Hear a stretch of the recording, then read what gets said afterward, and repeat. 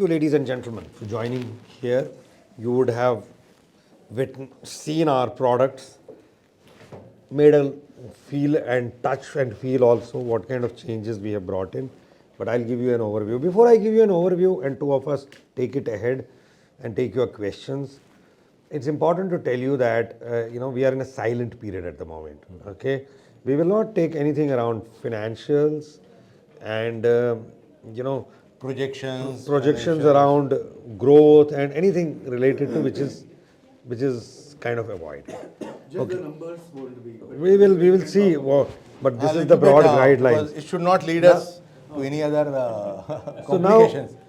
Because we are also on a board of other companies, both of us.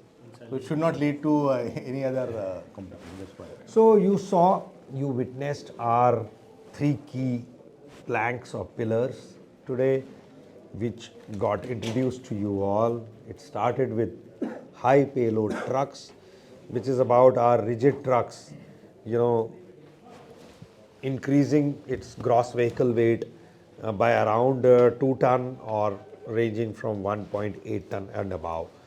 So clearly you can see that with someone buying with the similar number of tires, etc., vehicles, if you get additional payload, you carry more load, you make more trips because as such it's a 320 horsepower, you have a higher torque, it translates into higher revenue, and finally profit is equal to revenue minus cost.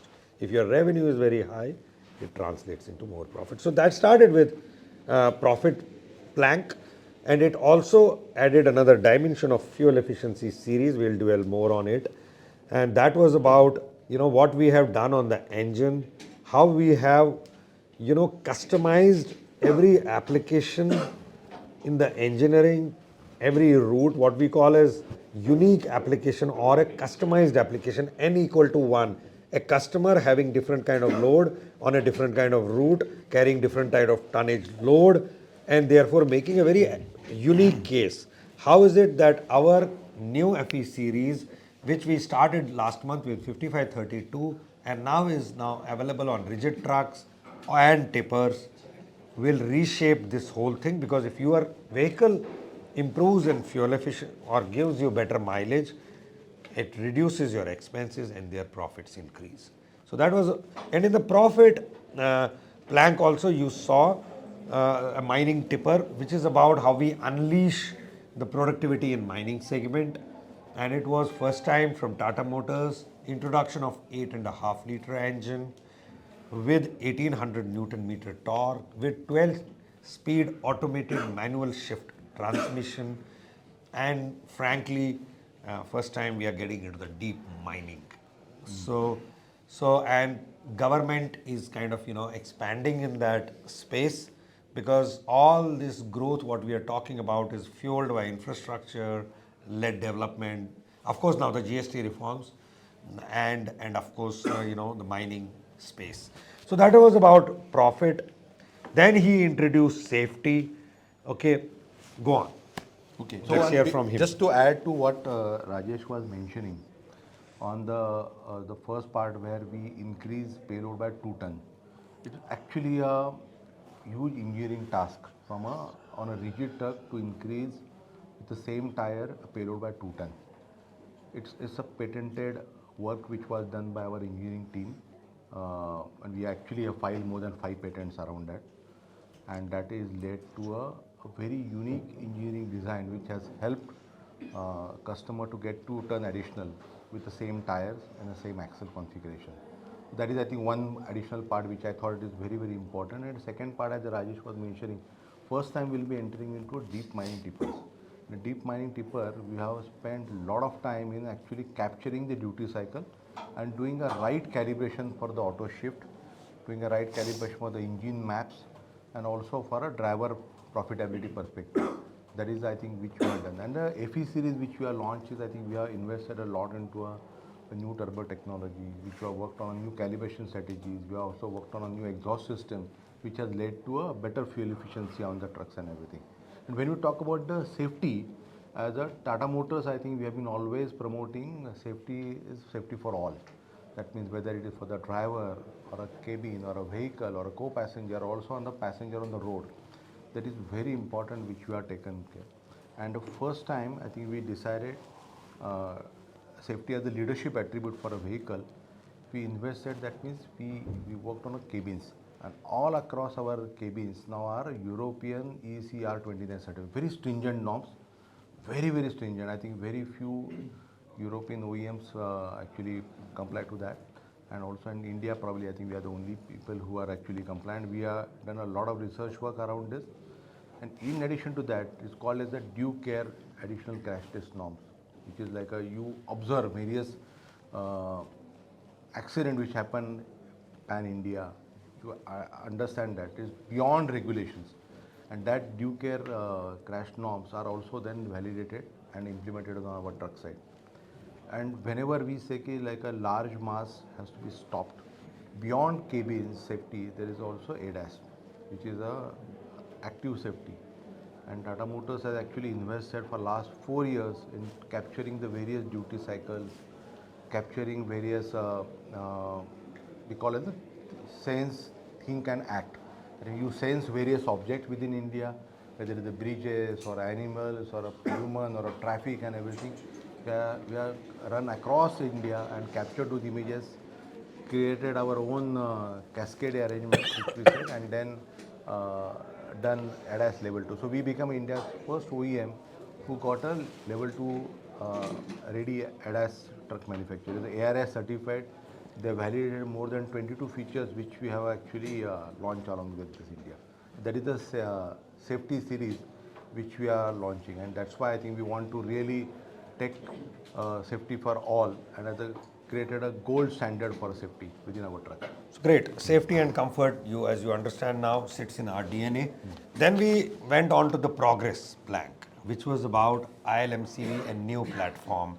So new platform starts with a new engine. You heard from me 8.5 liter first time, and this time it is 3.6 liter first time from Tata Motors. An engine which delivers about 170, 175 power, 600 Newton meter, and suitable for every kind of applications. Wherever these are, some of them are very demanding, e-commerce, traveling length and breadth of the country, from as high as Bangalore to this place where we are sitting 2,500 kilometers. So, and very demanding applications, fruits and vegetables and reefer, etc., etc.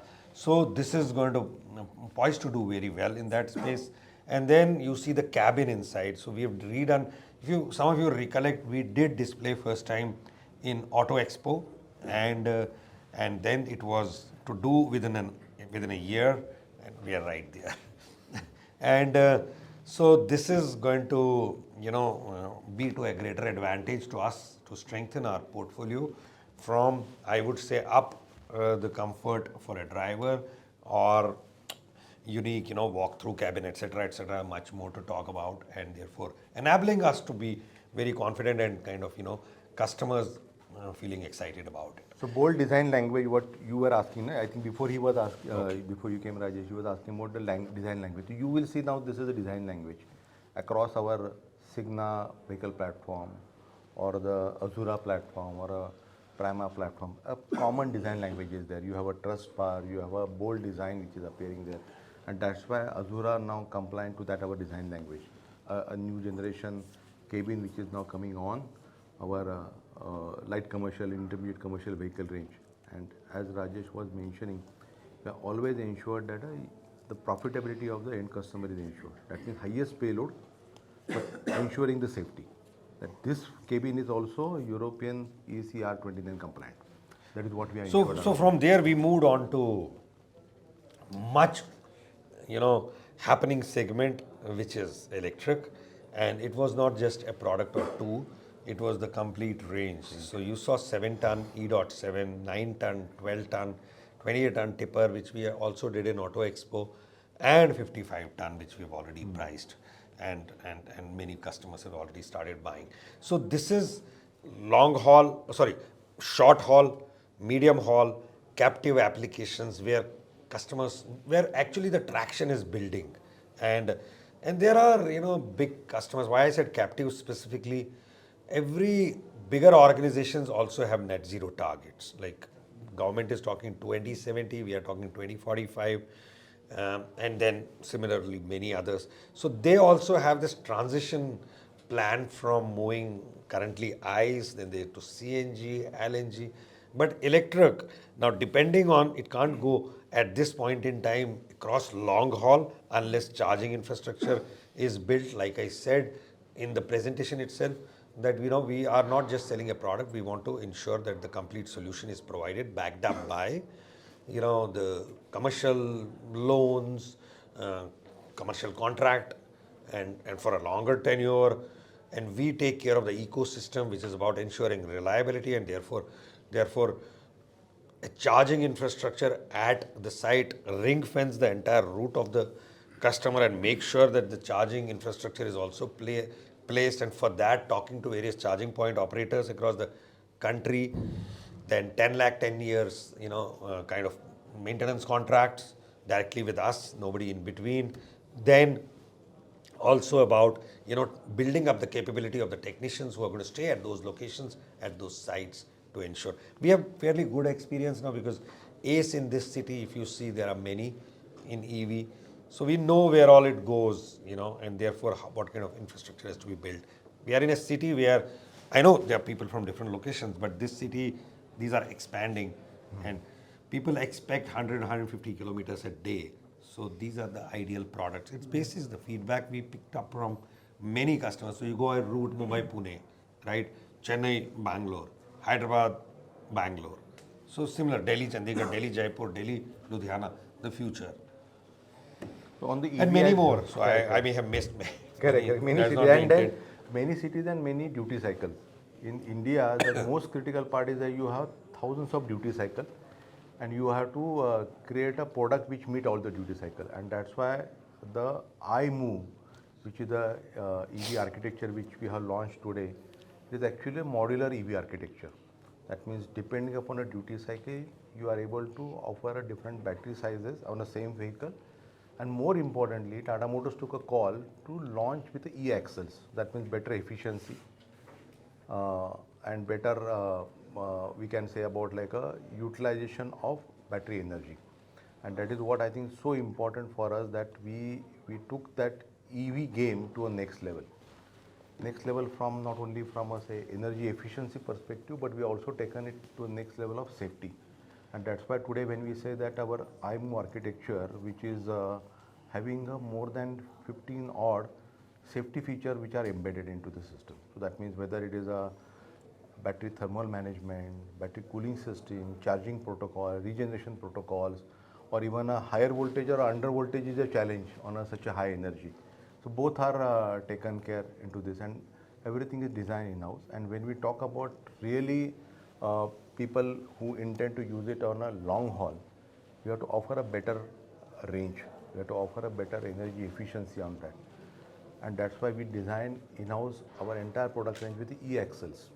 The e-axles are in-house design and which offers a better efficiency around this, our EV range of vehicle. And as Rajesh was mentioning, we have a very good experience on our small commercial vehicle and also on the buses, because we have actually tested various battery technologies, various cooling technologies, battery plus HVAC system, everything is well tested around that. We have seen various cities and if I can use word abuse also, that we have experienced, and that learning we are actually put into the truck side also. And trucks now actually really good I think calibration strategy which are sitting onto that side. Just wanted to upfront ask you, we've been hearing through the morning about this great milestone achievement of ECR 2903. From the European market perspective, this was it dates back to about 2011, and we've made great strides now to become R29 compliant. Tell us about the massive exercise that was undertaken to attain this certification upfront. And second part of the question, how are you managing to do all of these upgrades without diluting your cost competitiveness? Okay, so ECR 29 is an old regulation. Right. But what we're talking about the O3 revision, which is a recent regulation which are there. And when we decided to work safety as a leadership attribute in our commercial vehicle. We have a 3 brand DNA attributes: total cost of ownership, comfort, convenience, connectivity, and very recently we started working on the reliability as a leadership attribute. That means we will be better than the competition on all these aspects. But few years back, we decided that safety also should be our leadership attribute, and the safety has to be like a both passive safety and active safety. And beyond passive and active safety, we also have to work toward the next generation of say trucking. So that means cabin safety. When we decided that we will work on a latest European safety regulations. Additionally to that, not only compliant only to regulations, but also called due care crash norms. Due care crash norms are actually basis various accident data, the data of RASI which is there, data of MRTH which is getting published. We captured that learning, and that learning are now sitting into this cabin safety. So when you see about that, the engineering engineering research center of Tata Motors is known. Correct? It's a massive team who works on various regulations around that and also about future technology. But we saw that if you have to launch a cabin safety, as Ashish was mentioning, it could be leading to a lot of cost competitiveness challenges going forward, because you add a lot of mass, you add a lot of high-end materials and everything, and there we focus a lot on the digital simulation. With digital simulation, we were able to offer our cabin to a next level of safety. In addition to that, like a due care crash norms which we tested, whether you have seen on some of our videos like a side crash on the CNG cylinders or a battery electric vehicle, there are things which are tested on the rear side wall also. All those due care test norms also we are compliant. We are trying to do a better engineering so that costs remain competitive in that segment. And going beyond that, like when you focus on the active safety, there we have been working for last 3-4 years to work on a ADAS technology. So for a mass which we are handling is 55,000 kg, correct? 55 ton is 55,000 kg, and if you have to brake that truck as a autonomous or emergency braking which you have to ensure, actually the technology lies in the how you define the cascade, or you call it the drive strategies around that. Which type of brake system you want to utilize, how you want to place the cameras or a short range radar, mid range radars and everything, which you have done extensive work, and more than say 400,000 kilometers pan India we have tested the vehicle to capture various images to create a strategy around that. And we call that more than 300 KPIs, and I'm just mentioning that 300 KPIs are actually India-centric duty cycles. Like you cannot have a braking which is so urgent or sharp which will lead to a follower vehicle to collide with you. So that are certain lot of engineering has gone into that, and which we have placed into this ADAS truck. So we got we become India's only OEM who got a level 2 ready ADAS certification from ARI, and I think in my presentation that photo was appearing. Yes. We are the only OEM across all cabin trucks European safety regulation. That photo I could not include because already the video went to the production, so that's why I could not. But that is also ARI photo certificate which is available. And then of course is the due care additional testing which we have done. Right. One final question on enhancing payload and at the same time ensuring engine efficiency to make it a winner for your customers. Just tell us about that exercise. How you use that combination to deliver a customer value proposition. Before he answers, let me tell you one thing. The same 55 ton or a 48 ton before the AC introduction was a 300 horsepower. We upgraded it to 320 horsepower, but the tonnage remained same. Okay. Despite additional air conditioning mandated by Government of India. So it has been thoroughly screened. It won't have any effect on. We would be mileage neutral in both the conditions, because see, mileage is also, you have to understand, these are long haul vehicles. It has a lot to do with the driving habits and you see, we have, I don't know whether you heard me, 1 million connected vehicles. Yes. So what is that? We have fleet edge, and that gives insights. Lot of insights. Insights are an engineering team looks at the range of this loads and the mileage. So we did a fairly good amount of simulation, and therefore this statement confidently. Okay, and any vehicle before we typically launch and these statements are made goes through a validation process. And I mean, I should share you, this platform is now 4-year old.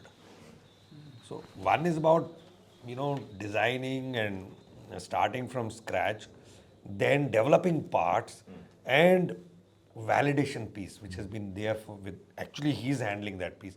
1.5 years, he's been only clocking kilometers, excess of 100,000, even beyond. And in EVs, it's much more. So collectively, we have done quite a few lakhs, and that gives us confidence. The synthesis of the fleetage data is the key. So that means the capturing, understanding the insights, and I will tell you one secret here. We call it like a 4TC curve, which is sitting in our engine. So that means irrespective, when a good driver is driving the car, he got a good mileage. An average driver, if is driving, he may not give a good average on the vehicle. But if we design a vehicle and where to a certain portion of the driver intervention is taken out or his driving skill is taken out, the vehicle should give a fairly good fuel economy. And that is what the a technology with which we have patented that, and it is actually running. And that's why even if the payload which got increased by 2 ton, 2 ton is not a small amount. Like it affects the fuel economy substantially. But like a Dil Mange More, he always says, no, it has to be Naturally, it has to be I have neutral. to bring in customer Correct. perspective. You increase the 2 ton, but no negative effect on the fuel efficiency, and that with that a target which one. So a lot of calibration strategy has gone, optimization of gear ratios which has gone, a development of tire has gone into this picture, which has gone for low rolling resistance tire which are there. Some weight reduction which has happened, and most importantly 4TC curves which are sitting out of this. This 2 ton additional payload is not like a normal payload increase. You must have seen there are certain changes which have happened in the suspension geometry. Some changes has happened into a chassis, how we mount the tires and everything. That has led to a 2 ton payload increase. And again, there is many patents are filed by our engineers to protect that technology, which has taken India to a next level. Bala from Motor India. Thank you so much. I mean, firstly, congratulations. I mean, impressive launch. Hi, Bala. Bangalore. Thank you. Just a quick one on any cross-learning between the TML and the Iveco team.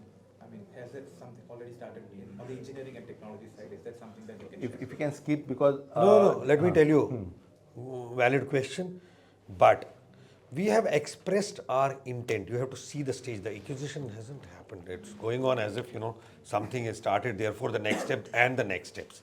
So it is only our intent at this point in time. Yes, there are steps in between, and to begin with is the government of Italy, in principle agreeing, followed by many, many steps, and it hasn't come through till we have it on paper. Then what are the next steps we can at an appropriate time discuss and take you through the journey. Right. Sir, I'm Amit Kohli from EV Story. Hi, A Amit.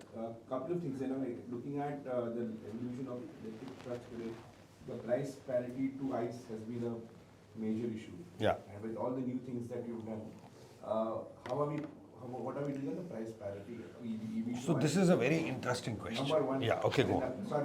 And number two was about looking at the entire transition to alternative fuels. How does that dovetail now, because with hydrogen and some of the challenges that were So there. I'll take the- And coming to small commercial vehicles, we've seen electric three-wheelers being at the growth of the entire thing. So what are your plans for the smaller category SCV category? Just 3 questions. question. No memory stretch, but you Your second question was? Second question was about the alternative. Alternative. fuel So that's relatively simple. So in the truck space, CNG was mandated in this city we are sitting a long time back. It's more than 25 years now. And you saw buses, you saw everything which is localized, okay, which means inbound and outbound happens in Delhi. It's naturally not a national permit. It's must have CNG, okay. And then we have transitioned. We have on CNG every kind of vehicle, you name it. including the big trucks now. 28 ton, 19 ton, and ICV, LCV platform, you all know how Delhi roads are connected. So CNG has panned out well. LNG, we started about a year and a half back, and we have sold quite a few numbers. We have a good pipe. But that has, the pace with which LNG filling stations should come up is, I would say, relatively slow. It is, I'll tell you one sector which is in the steel side, Jamshedpur or Kalinganagar to, let's say, down south. It's done well. You find, because my vehicles have 2 fuel tanks and it's about 900 kilometers. So you find filling stations well within that. So that gives you peace of mind, right? So you do that. But it has to, oil and marketing companies have to really up the game in providing, filling stations. So you can't do it without that. That's important. Hydrogen, the next big thing. With the leap of faith, Government of India set up these new ministry. Tata Motors invested, and it's heavy investment. When we build capex, as I said, thousands of parts to be developed, cabin, frame, engine, and everything else. And that too, if it's a new technology. So we built on huge capex, and we have 2 vehicles running at the moment on 2 sectors. One is this west-south and north-south. Sorry, not east-south. These sectors. Government is making available, these are, the prototypes which are valid for the validation purpose. It takes a few years, but it's not just about, what Tata Motors will do. So we expressed our intent. Yes, we are in that space. We are investing. We will do so. We will support every other initiative, particularly which is for, decarbonization. This push for this agenda is very much on the cards. However, again, it has to be supported by filling stations, like I said, in LNG. So the comprehensive thing has yet to shape up on hydrogen. It's about green hydrogen, by the way, I should tell you, because that's what throws water vapor out. Okay. So, but what is real is electric, and that's in front of you.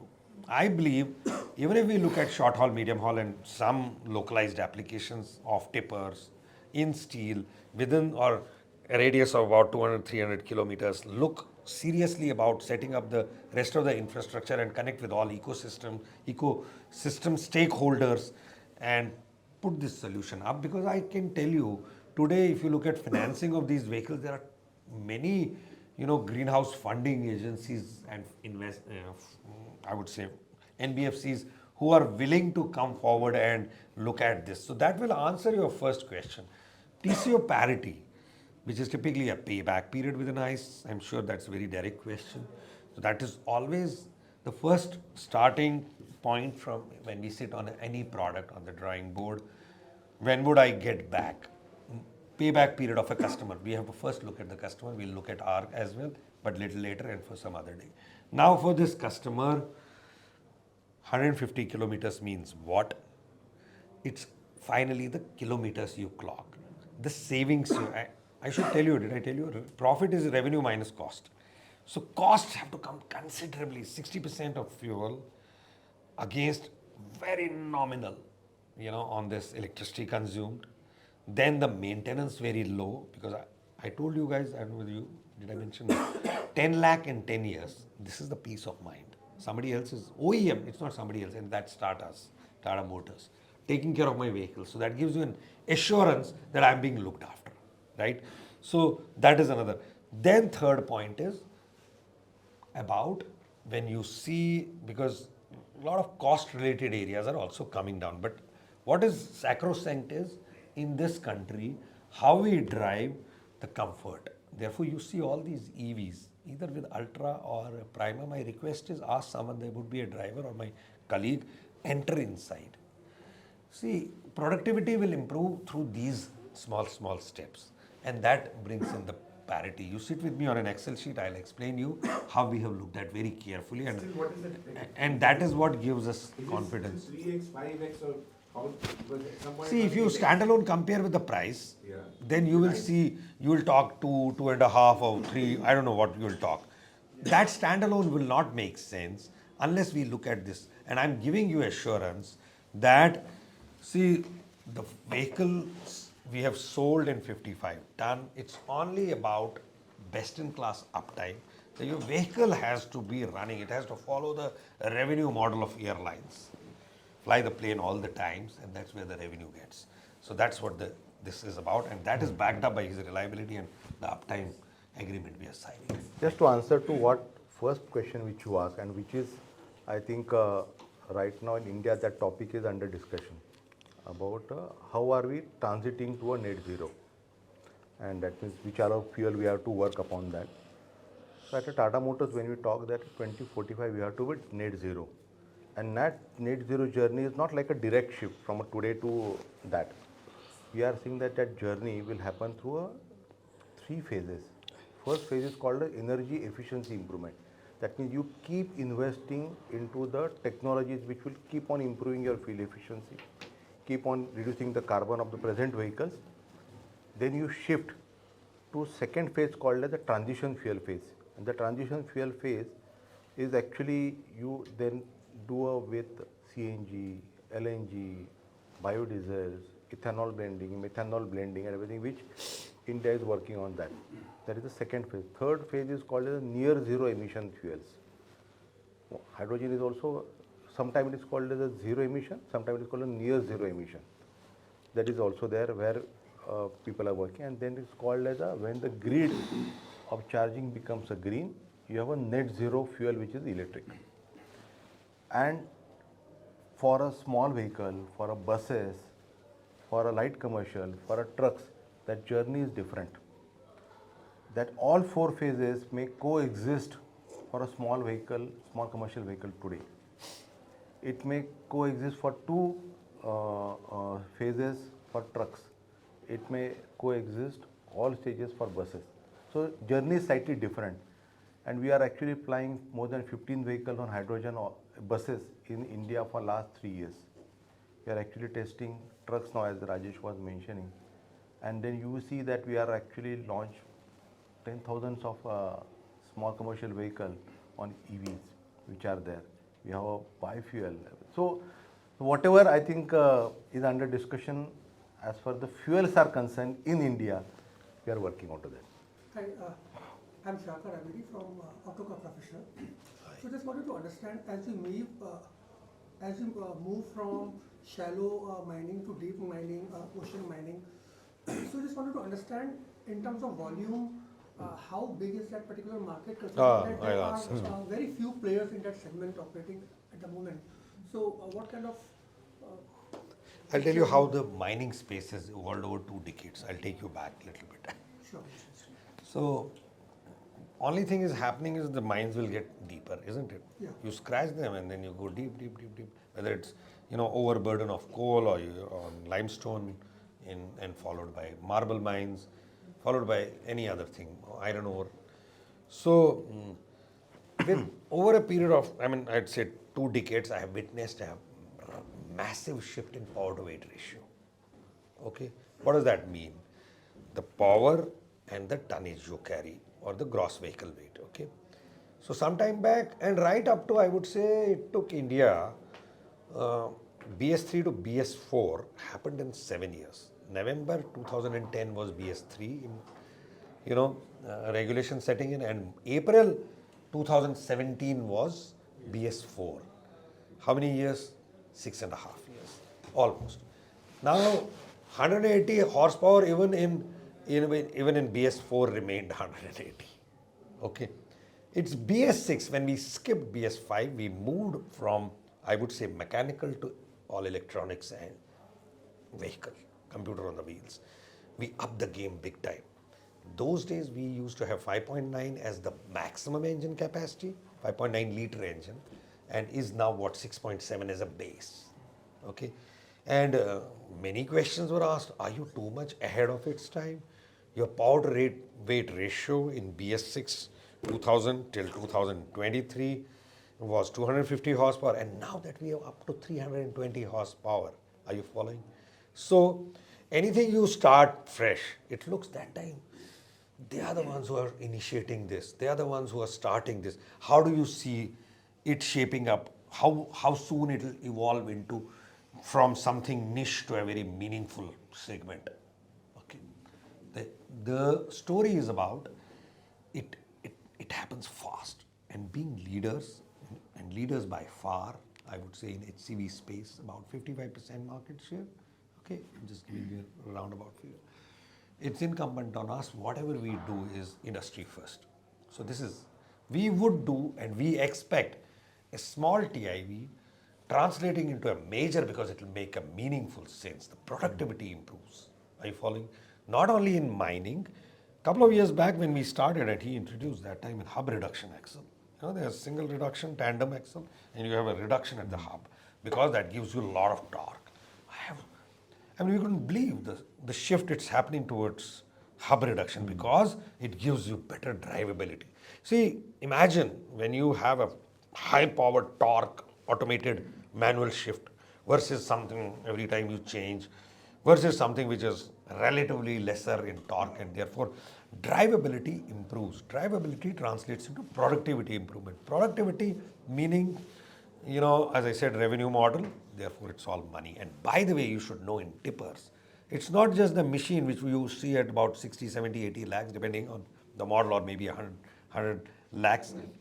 Look at the capex involved with those machines which dig and put and therefore how much reliability, how much are you adding to their last mile, so-called last mile between whatever that lead is, 50, 100, 70, whatever, 25 kilometers. So it will translate into something big. I don't want to give you a number, but I have in my back, I have done my good backup envelope, you know, this calculations, and it will change the way we've been doing all the while in tippers. And you should see, I'll give you one additional point. 48-ton tipper, it's a TK, construction tipper. We were the first ones to introduce, and we have very good volumes coming from it.